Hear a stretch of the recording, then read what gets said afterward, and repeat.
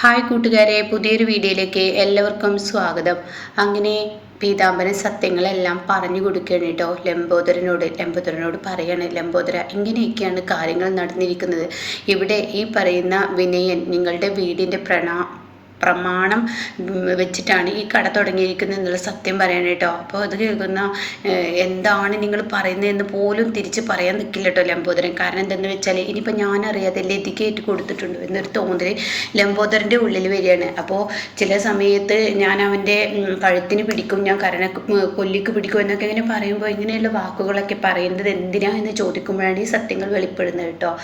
അങ്ങനെ ഇത് രണ്ടും കേട്ടിട്ട് ഇവർ രണ്ടാളും ആകെ അന്തം വിട്ട് നിൽക്കുകയാണ്. ഇതേ സമയം വിനയൻ അവരുടെ മുന്നിൽ ഇത് ലംബോദര അവരുടെ മുന്നിൽ ഇത് കാണിക്കാതെ എൻ്റെ പെങ്ങളെ എന്നിൽ നിന്ന് മറച്ചു വെച്ചതായിരിക്കും എന്ന പ്രതീക്ഷയോടുകൂടി, ശരി വിനയൻ കടം വാങ്ങിയിട്ടുണ്ടെങ്കിൽ കടം വീട്ടാൻ വീട്ടാൻ അറിയാത്തത് കൊണ്ടാണല്ലോ ഞാൻ ഇങ്ങോട്ടേക്ക് വന്നത്. കാരണം ഞാൻ ഈ ഫീൽഡിൽ നന്നായി കളിക്കുന്നവനാണ്. കാരണം നന്നായി കളിക്കുന്നത് കൊണ്ട് തന്നെ ഈ ഫീൽഡിൽ എനിക്ക് പിടിച്ചു നിൽക്കാൻ പറ്റി. അത് നിങ്ങളൊന്ന് ഓർക്കുന്നത് നല്ലതാണ്. അല്ല എങ്കിൽ എനിക്ക് ഈ ഫീൽഡിൽ പിടിച്ചു നിൽക്കാൻ പറ്റത്തില്ല. അതും നിങ്ങൾ മനസ്സിലാക്കുന്നത് നല്ലതാണ്. കാരണം ഞാൻ ഫീൽഡിൽ ഉറച്ചു നിൽക്കുന്നത് ഈ ഒരു ഇതോടുകൂടി തന്നെയാണ്. ഗുണ്ടായിസവും വീട്ടിലോട്ട് വന്ന കളികളൊക്കെ എനിക്കറിയാം എന്നൊക്കെ പറയുമ്പോൾ ഒന്നും മിണ്ടുന്നില്ല കേട്ടോ. അങ്ങനെ പിന്നീട് വിനയനെയാണ് കാണിക്കുന്നത്. വിനയൻ തൻ്റെ കുഞ്ഞിനെ ഇങ്ങനെ കൊഞ്ചിച്ചും കൊണ്ടിരിക്കുകയാണ്. അങ്ങനെ കുഞ്ഞു വല്ലാതെ കരയാണ്. എന്തിനാണ് അച്ഛനെ ഇങ്ങനെ ഇട്ട് കഷ്ടപ്പെടുന്നത്? അച്ഛൻ ഒരു 10 മിനിറ്റ് ഉറങ്ങാൻ വന്നപ്പോൾ നീ ഇങ്ങനെ ഇട്ട് ബുദ്ധിമുട്ടിക്കുകയാണ് എന്നൊക്കെ പറയുമ്പോൾ ചീരു ഡ്രസ്സ് മടക്കി വെക്കുകയാണ് കേട്ടോ. അപ്പോൾ ചീരു അതൊക്കെ നോക്കി നിൽക്കുന്നുണ്ട്. അങ്ങനെ ഉടൻ തന്നെ ചീരു ചോദിക്കുകയാണ്, വിനയേട്ടൻ കടയിലോട്ട് പോകുന്നില്ലേ?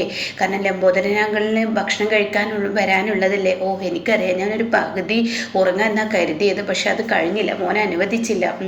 അത് കുഴപ്പമില്ല, പോവാൻ നോക്കിക്കോളൂ. എന്തായാലും ചീരു എന്നും നമ്മൾ അങ്ങനെ ഇങ്ങനെയൊക്കെ ആയിട്ട് കഴിഞ്ഞാൽ മതിയോ? നമുക്ക് രണ്ടുപേർക്കൊരു ജീവിതമൊക്കെ വേണ്ടേ? എന്നും കുഞ്ഞുങ്ങൾക്ക് വേണ്ടി ജീവിച്ചാൽ മതിയോ? അത് കേട്ട ചീരു പറയണേ, ചില സമയങ്ങളിൽ നമ്മൾ കുഞ്ഞുങ്ങൾക്ക് വേണ്ടി ജീവിക്കണം. നമുക്ക് കുഞ്ഞുങ്ങൾക്ക് വേണ്ടി മാത്രമാണ് ജീവിക്കേണ്ടത്. അപ്പോൾ ചില സമയത്ത് പിന്നെ ഒക്കെ ശരിയാവുമ്പോൾ നമുക്ക് ഒരുമിച്ച് ജീവിക്കാമെന്നൊക്കെ പറയുമ്പോൾ, ഓ ഇത്ര കേട്ടാൽ മതി എനിക്ക്, ഇങ്ങനെ നീ പറഞ്ഞല്ലോ, ഇതൊരു ആശ്വാസവാക്ക് തന്നെയാണ്, ഇത്ര മതി. അല്ല ഇന്ന് തന്നെ നമുക്ക് ഒരുമിച്ച് കിടക്കാൻ പറ്റുമോ? അയ്യോ അതൊന്നും വേണ്ട. അല്ല ഞാൻ അങ്ങോട്ടേക്ക് വരണം, നീ ഇങ്ങോട്ടേക്ക് വരുന്നു? അതെ ഞാൻ തന്നെ നോക്കിക്കോളാം. എൻ്റെ വിനയേട്ടൻ തൽക്കാലം ഇപ്പോൾ ഇവിടെ കിടക്കാൻ നോക്ക്, അതിനൊക്കെ സമയമാകുമ്പോൾ ഞാൻ വരാം എന്നൊക്കെ പറഞ്ഞിട്ട് ചീരോടെ നിന്ന് പോവാണ് കേട്ടോ. അപ്പോൾ വിനയനാണെങ്കിലും മനസ്സുകൊണ്ട് കുഞ്ഞിനോട് പറയുകയാണ്, എടപ്പോനെ അച്ഛൻ രക്ഷപ്പെട്ട, അച്ഛൻ്റെ റൂട്ട് ക്ലിയറായി. അപ്പോൾ ഇന്ന് നീയും നിൻ്റെ അനിയത്തിമാരും 2 പേരൊക്കെ 3 പേരും കൂടി അമ്മൂമ്മയുടെ അടുത്ത് കിടന്നിട്ടോ എന്നൊക്കെ പറഞ്ഞു കൊടുക്കുകയാണ്. ഈ സമയം തനിക്കുന്ന എല്ലാതും കിട്ടുമെന്ന പ്രതീക്ഷയോട് കൂടിയാണ് കേട്ടോ വിനയം നിൽക്കുന്നത്. അതിനിടയ്ക്ക് ചീരുവിനോട് വിനയം പറയുന്നുണ്ട്, ഞാൻ ലംബോദരങ്ങളെ ഇടയ്ക്കിടയ്ക്ക് കടയിലോട്ട് പറഞ്ഞയക്കുന്നത് എന്തിനാണെന്നറിയോ? കടയെക്കുറിച്ച് കുറച്ചൊക്കെ ഒന്ന് പഠിക്കാൻ വേണ്ടിയാണ്. എന്നിട്ട് കടയിലോട്ടുള്ള വരവ് എനിക്കൊന്ന് പോക്ക് കുറക്കാലോ. അപ്പോൾ ലംബോദരങ്ങൾ കടയിൽ നിൽക്കുകയാണെങ്കിൽ എനിക്കിവിടെ ഇരിക്കാലോ എന്നൊക്കെ ഇങ്ങനെ പറയുമ്പോൾ, ഞാനും അമ്മയോട് ഇത് സംസാരിക്കുക, ഞാൻ അമ്മയും കൂടി സംസാരിച്ച് ലംബോദരങ്ങൾ അവിടെ ആക്കുന്നത് നല്ലത് തന്നെയാണ് എന്ന് പറയുന്നുണ്ട് കേട്ടോ.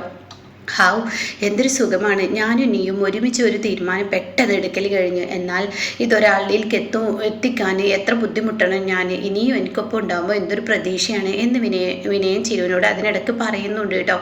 പിന്നീടാണെങ്കിലോ വിനയൻ നേരെ കടയിലോട്ട് ചെല്ലുന്ന ആ ഒരു രംഗമാണ്. അപ്പോൾ അവിടെ അയാളുണ്ടല്ലോ ഒപ്പമുള്ള ആ ഒരു സ്റ്റാഫ് ലതയുടെ ഭർത്താവ്. അപ്പോൾ അയാളോട് ചോദിക്കാൻ, ലംബോദരനാങ്കൾ ഇവിടെ നിന്ന് പോയി? അതെന്താ ഞാൻ വരുന്നതിന് മുന്നേ അമ്മാവൻ പോയത്?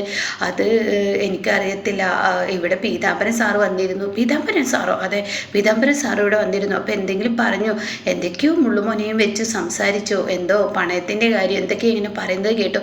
അപ്പോൾ അമ്മാവനോട് എന്തെങ്കിലും പറഞ്ഞോ? അതൊന്നും എനിക്കറിയത്തില്ല, എന്തായാലും ഇത് ആരോടും പറയണ്ട കേട്ടോ എന്ന് വിനയം പറയുന്നുണ്ട്. എന്നിട്ട് വിനയം മനസ്സുകൊണ്ട് ചിന്തിക്കുകയാണ്, ഈശ്വര ഇതിപ്പോൾ ആപത്താണല്ലോ, ഇത് എനിക്ക് തന്നെ തിരിച്ചടിയാവുമല്ലോ. ഇനിയിപ്പോൾ അമ്മാവനോട് എന്തെങ്കിലും ഉണ്ടെങ്കിൽ ലംബോദരൻ അങ്കിൾ എന്തായാലും എനിക്കൊരു പണി തരും എന്നിങ്ങനെ ചിന്തിക്കുകയാണ്. പിന്നീട് ലതികയിൽ ലംബോദരൻ ഇരുന്ന് ഭക്ഷണം കഴിക്കുകയാണ്. അപ്പോൾ ഉടൻ തന്നെ ലതികയോട് കാര്യങ്ങൾ പറയണേ, ലതികയെ നിൻ്റെ മകനെ അന്വേഷിച്ച് പീതാംബരം വന്നിരുന്നു. അപ്പോൾ അത് കേട്ട ചിരു പറയണേ, അല്ലെങ്കിൽ ആ കട ഉദ്ഘാടനത്തിന് എന്ന് അയാൾ അവിടെ വന്നപ്പോൾ ഒരുതരം മുള്ളും മുനയും വെച്ചിട്ടുള്ള സംസാരം, ഈ കടയെല്ലാം എൻ്റെതാണ് എന്നുള്ള രീതിയിലുള്ള സംസാരമൊക്കെ എന്നൊക്കെയാണ് അയാളിൽ കണ്ടത്. അപ്പോൾ അതുകൊണ്ട് തന്നെ ഇത് വലിയ ആപത്തിലോട്ടാണ് പോവുക. അയാളുടെ സംസാരം വലിയ പ്രശ്നമാണ്. ഈ ബ്ലേഡുകാരുമായി അധികം ചങ്ങാത്തില്ലാതിരിക്കാൻ നല്ലത് എന്നൊക്കെയാണ് പറയണം. അപ്പോൾ ഈ സമയം ലതിക പറയുന്നത് ശരിയാണ് ചിരുമോള് പറഞ്ഞത്, അതത്ര ചങ്ങാത്തില്ലാതിരിക്കുകയാണ് നല്ലത്. പിന്നെ പീതാംബരൻ എന്ന് പറയുന്ന വ്യക്തി എന്ന് പറയുന്നത് അവൻ്റെ വായിൽ നിന്ന് എന്തൊക്കെ പോകുന്നു അവന് തന്നെ അറിയില്ല എന്ന് ലതികയും പറയുന്നുണ്ട് കേട്ടോ. ആ സമയം കുഞ്ഞിങ്ങനെ പിടഞ്ഞ് കരയാണ്. അപ്പോൾ ചിരുവിനോട് പറയണേ നീ കുഞ്ഞിൻ്റെ അടുത്തോട്ട് പോ. അപ്പോൾ ഉടൻ തന്നെ ലതിക ചോദിക്കുകയാണ് എന്തിനും ചിരുവിൻ്റെ മുന്നിൽ വെച്ച് ഇക്കാര്യങ്ങളൊക്കെ പറഞ്ഞത്? അയ്യോ ഞാനേ അവൾ കുറച്ചൊക്കെ ഒന്ന് അറിഞ്ഞിരുന്നോട്ടെ എന്ന് കരുതി പറഞ്ഞതാണ്. പക്ഷേ ഫുള്ളായിട്ട് ഞാൻ അവളുടെ മുന്നിൽ പറഞ്ഞിട്ടില്ല. വേറൊരു കാര്യം കൂടി ഉണ്ട്, അതറിഞ്ഞാൽ നീ ഞെട്ടും. എന്ത് ഞെട്ടാൻ? എന്നും ഞെട്ടിയും കൊണ്ടല്ലേ, കാരണം വിനയനല്ലേ. അപ്പോൾ എനിക്ക് ഇത്ര നേട്ടലൊന്നും ഇല്ല എന്ന് പറയട്ടോ. അപ്പോൾ ആ സമയം നീ അങ്ങനെയാണ്, അപ്പം നീയും കൂടി അറിഞ്ഞിട്ടാണല്ലേ നിൻ്റെ വീടിൻ്റെ പ്രമാണം എടുത്ത് കൊടുത്തിരിക്കുന്നത്. എന്താ ഏട്ടൻ പറഞ്ഞത്? അതെ അത് ചിരു കേൾക്കണം കേട്ടോ. അപ്പോഴേക്കും എന്താ ഏട്ടൻ പറഞ്ഞത്? അതെ നീയും കൂടി അറിഞ്ഞിട്ടാണല്ലേ നിൻ്റെ വീടിൻ്റെ പ്രമാണം എടുത്ത്. ഏട്ടാ വെറുതെ ഓരോന്ന് പറയരുത് കേട്ടോ, ഇത് ഞാൻ പറഞ്ഞതല്ല, ആ പീതാംബരൻ എന്നോട് പറഞ്ഞതാണ്, അയാൾ വെറുതെ പറയുന്നതാണ് എന്ന് പറയുമ്പോൾ ഉടൻ തന്നെ അയാൾ വെറുതെ പറഞ്ഞതാണ്, നേര് പറഞ്ഞാന്ന് പറയാനൊന്നും പറ്റില്ല, നിൻ്റെ മകൻ എന്നും കള്ളനാണ്, അതുകൊണ്ട് തന്നെ നീ ഒന്ന് നോക്കുന്നത് നല്ലതാണ്. എന്നാൽ ഭക്ഷണം കഴിഞ്ഞിട്ട് പോയി നോക്ക്. ഇനി ഞാൻ പറഞ്ഞത് കള്ളത്തരാവണ്ട. എൻ്റെ പ്രമാണം എങ്ങനെ എടുക്കാനാണ്? എൻ്റെ പ്രമാണം എടുക്കാനൊന്നും പറ്റത്തില്ല, അത് എൻ്റെ അലമാറയിലല്ലേ. അതെ നിൻ്റെ ലോക്കറിലൊന്നുമല്ലല്ലോ, നിൻ്റെ ലോക്കർ പൊട്ടിക്കാൻ അവന് കഴിയാത്തവനൊന്നല്ലല്ലോ, നിൻ്റെ മകൻ ലോക കള്ളനാണെന്ന് നിനക്കറിയുന്ന കാര്യമല്ലേ. അതൊക്കെ ചിരു കേൾക്കാനിട്ട്. അപ്പോൾ ചിരുവിൻ്റെ ഉള്ളിൽ ഭയങ്കര ഇതാവുകയാണ്. ചിരു പിന്നെ മറഞ്ഞു നിൽക്കുകയാണ്. പിന്നീടാണെങ്കിലോ ഈ ഭക്ഷണം കഴിക്കാൻ ലതികക്ക് തോന്നില്ല. ലതിക വേഗം പെട്ടെന്ന് അകത്തോട്ട് ഓടിപ്പോവാണ്. എന്നിട്ട് സങ്കടത്തോടു കൂടി തൻ്റെ അലമാറ തുറക്കുകയാണ്. ഫയലുകൾ എങ്ങനെ നോക്കുമ്പോൾ ലംബോദരൻ നിൽക്കുന്നുണ്ട്. അപ്പോൾ ലംബോദരന് ഈ പേപ്പറുകളെല്ലാം ചെക്ക് ചെയ്യുമെന്ന് പറയുന്നുണ്ട്. അങ്ങനെ മാറി ലംബോദരൻ ഇതിങ്ങനെ ചെക്ക് ചെയ്തുകൊണ്ടിരിക്കുകയാണ് കേട്ടോ. അപ്പോൾ അതിലൊന്നും ആധാരം കാണുന്നില്ല. ഈശ്വര എൻ്റെ ആധാരം കാണുന്നില്ല. അപ്പോഴേക്കും ചിരു മുകളിലോട്ട് കയറി വന്ന് മറഞ്ഞു നിൽക്കുകയാണ്. ഈശ്വര എൻ്റെ ആധാരം കാണുന്നില്ലേ, അവൻ എന്നെ പറ്റിച്ചല്ലേ ഏട്ടാ, എൻ്റെ ആധാരം പോയല്ലോ. ഇത് തന്നെ ഞാൻ പറഞ്ഞത്, നിൻ്റെ മകൻ ലോക കള്ളനാണ്, ഫ്രോഡാണെന്ന് എല്ലാവർക്കും അറിയുന്ന കാര്യമാണ്. ചിരു കേൾക്കും. ചിരു കേൾക്കാതിരിക്കുന്നതാണ് നല്ലത് എന്ന് ലംബോദരൻ പറയണേ. ചിലതൊക്കെ അവൾ അറിഞ്ഞോട്ടെ എന്ന് കരുതിയാണ് ഞാൻ അങ്ങനെ സൂചിപ്പിച്ചത്.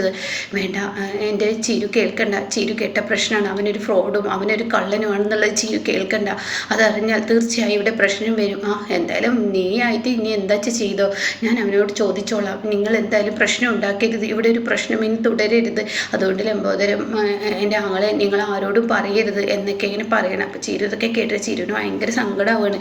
ചിരു പതിയെ താഴത്തോട്ട് ഇറങ്ങിയിട്ട് മനസ്സുകൊണ്ട് എന്തൊക്കെയോ ഒരു പ്രതിജ്ഞ എടുക്കുന്നുണ്ട് കേട്ടോ. ആ ഒരു സീനാണ്. ഇതേ സമയം ലതികയോട് പറയുന്നുണ്ട് സൂക്ഷിച്ചോ, ഞാൻ ചോദിക്കാനില്ല, നീ ചോദിച്ചവനോട് എന്ന് ലതികയോട് ലംബോദരൻ പറയുന്നുണ്ട് കേട്ടോ.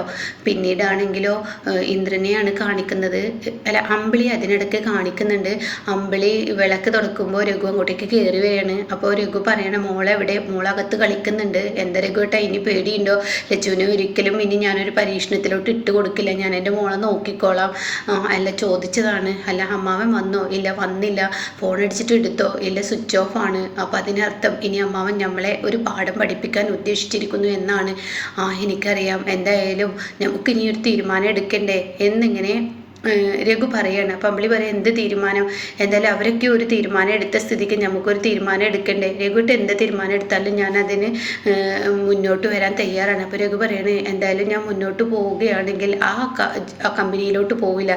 എൻ്റെ മനസ്സിലുള്ള ഒരു കാര്യം എന്ന് വെച്ചാൽ അവർ എന്നെയും നിന്നെയും ടൗണിലോട്ട് എത്തിക്കാനുള്ള പരിപാടിയാണ്. അവിടെ എനിക്കൊരു കമ്പനി ഉണ്ടല്ലോ, ആ കമ്പനിയിലോട്ട് കയറ്റിക്കാനുള്ള പരിപാടിയാണെന്ന് എനിക്ക് തോന്നുന്നത്. പക്ഷേ ഞാൻ ആ കമ്പനിയിൽ ഇനി കയറില്ല, അതൊരു ഗുണം പിടിക്കില്ല. അപ്പോൾ ഉടൻ തന്നെ അമ്പിളി പറയുന്നത് ശരിയാണ്, അന്യൻ്റെ മുതൽ കിട്ടിയപ്പോൾ എനിക്ക് വലിയ സന്തോഷമായിരുന്നു.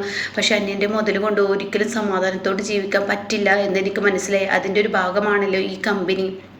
അപ്പോൾ അതുകൊണ്ട് തന്നെ എനിക്കൊന്നും വേണ്ട, നമുക്ക് നമ്മുടേതായ ഒരു സ്വസ്ഥമായ ജീവിതം. അവരൊക്കെ പറയുന്നത് എന്തെങ്കിലും ഒരു ജോലി കണ്ടെത്തണം, ജോലി കണ്ടെത്തിയിട്ട് എങ്ങനെയെങ്കിലും നിന്ന് മുന്നോട്ട് പോകണം. അപ്പോൾ അമ്പിളി പറയും എവിടെയായിരുന്നെങ്കിൽ എൻ്റെ തയ്യൽ വെച്ചിട്ട് നമുക്ക് മുന്നോട്ട് നോക്കായിരുന്നു, കാറുണ്ടായിരുന്നെങ്കിൽ കാറ് വെച്ച് ഓടായിരുന്നു. അപ്പോൾ അത് കേൾക്കുന്ന രഘു പറയുന്നത് എന്തെങ്കിലും ഒരു വഴി നമുക്ക് കണ്ടെത്താൻ ഈ സമാധാനപ്പെടും എന്നൊക്കെ പറയാൻ കേട്ടോ. പിന്നീട് കാണിക്കുന്നത് ഇന്ദ്രനെയാണ്. ഇന്ദ്രൻ രാത്രി വരികയാണ്. എന്നിട്ട് ആ ഡിക്കിൽ നിന്ന് സാധനം എടുക്കുമ്പോഴേക്കും അനുപമ അങ്ങോട്ടേക്ക് ഓടിയെത്തണം. എന്നിട്ട് അനുപമയുടെ കയ്യിൽ കൊടുക്കണം. ഇത് അവർക്ക് കൊടുത്തേക്കെന്ന് പറയണേ. എന്തായാലും ഇന്ദ്രേട്ടൻ വാങ്ങിയല്ലോ, നേരത്തെ എനിക്ക് തരാൻ പറ്റിയില്ല എന്ന് പറയണേ. അപ്പോൾ ഇന്ദ്രൻ ഇങ്ങനെ ശേഖരനെ ഇങ്ങനെ നോക്കുന്നുണ്ട്. ശേഖരൻ ചുമരിൽ ഇങ്ങനെ ചാരിക്കിടക്കുകയാണ്. അപ്പോൾ ഈ സമയം ശേഖരൻ്റെ അടുത്തോട്ട് അനുഭവം പോവാണ്. ഇത് അച്ഛ എന്ന് പറയുന്നുണ്ട്. ഇതെന്താ മോളെ? അതെ, അച്ഛൻ്റെ വസ്ത്രങ്ങളൊക്കെ പഴകിയല്ലോ, അപ്പോൾ അതുകൊണ്ട് നല്ലൊരു വസ്ത്രം ഞാൻ വാങ്ങിച്ചതാണ്, ഇന്ദ്രേട്ടനെ കൊണ്ട് വാങ്ങിച്ചതാണ്. എന്തിനാ ഇന്ദ്രനെ ഇങ്ങനെ കഷ്ടപ്പെടുന്നത്? അതൊന്നും കുഴപ്പമില്ല, അച്ഛന് വേണ്ടി കഷ്ടപ്പെട്ടു എന്ന് കരുതിയിട്ട് അതൊരു കഷ്ടപ്പാടല്ല എന്നിങ്ങനെ അനുഭവം പറയുന്നുണ്ട് കേട്ടോ. ആ സമയം ശേഖരൻ അതിനുള്ളിലോട്ട് ഇങ്ങനെ നോക്കുമ്പോൾ ഒരു ഞെട്ടലോട് കൂടി നിൽക്കണം കേട്ടോ. അപ്പോൾ സുശീല ഒരു ഉഗ്രം പണി ആ ഒരു ഡ്രസ്സിൽ ചെയ്തു വെച്ചിട്ടുണ്ടാവും കേട്ടോ.